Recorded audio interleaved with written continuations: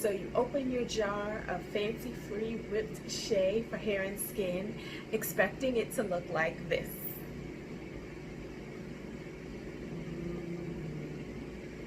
Beautiful. But instead, it looks like this. Liquid.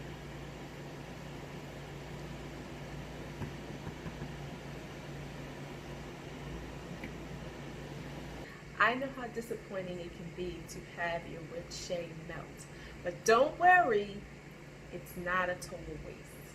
So you can still use the shea. All of the ingredients are still in there. It's going to give you the same effect. What I suggest is, while it's in its liquid state, pop it in the fridge until it solidifies. Don't judge my refrigerator. Okay? So the reason you want to put it in the refrigerator is because if you allow it to solidify at room temperature, the shea butter will crystallize and you will get a gritty feeling in your shea butter.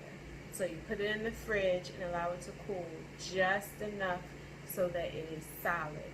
And then you can use it that way, or you can whip it right back up to its fluffy beautifulness. Alright, so it's been in the fridge for about 2 hours, maybe an hour and a half. It's solid but still soft. So now we can use it like this. It's totally fine. But if you want it whipped, you can put it in the mixer and whip it. Okay, so I have my KitchenAid mixer. And I'm going to use the whip.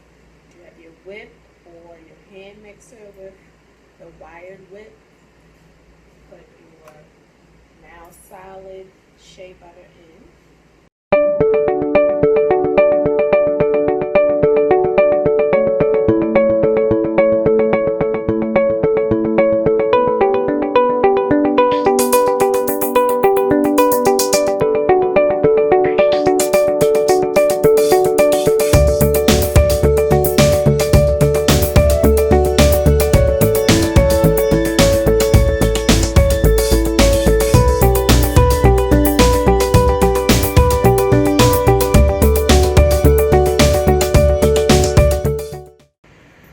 There you have your shea butter in the bowl, ready to go.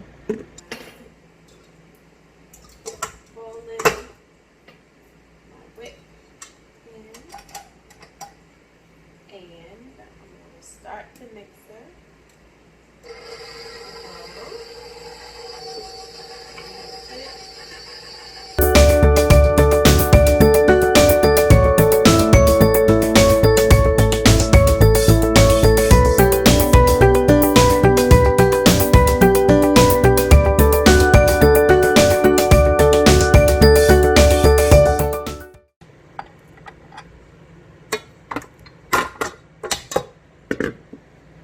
There you have it. Your shea is whipped again. No worries.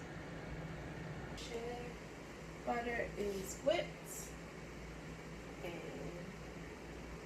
put it back in your jar. It's ready to use.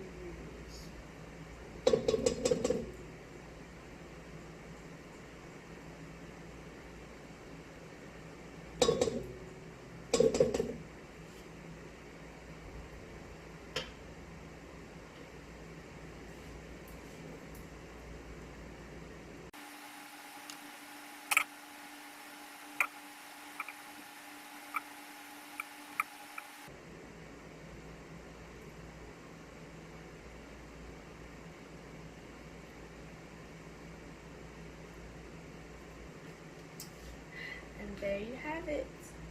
Back to whipped perfection. So, at the end of the day, don't have to worry. You can use the shea butter after it's been melted. Put it in the refrigerator so it doesn't get gritty. If you want to whip it again, you can let it get solid but not hard. Solid enough for you to scoop it. put it in your mixer, use a hand whip, and let it whip, and it'll whip right back up to the shea butter that you love.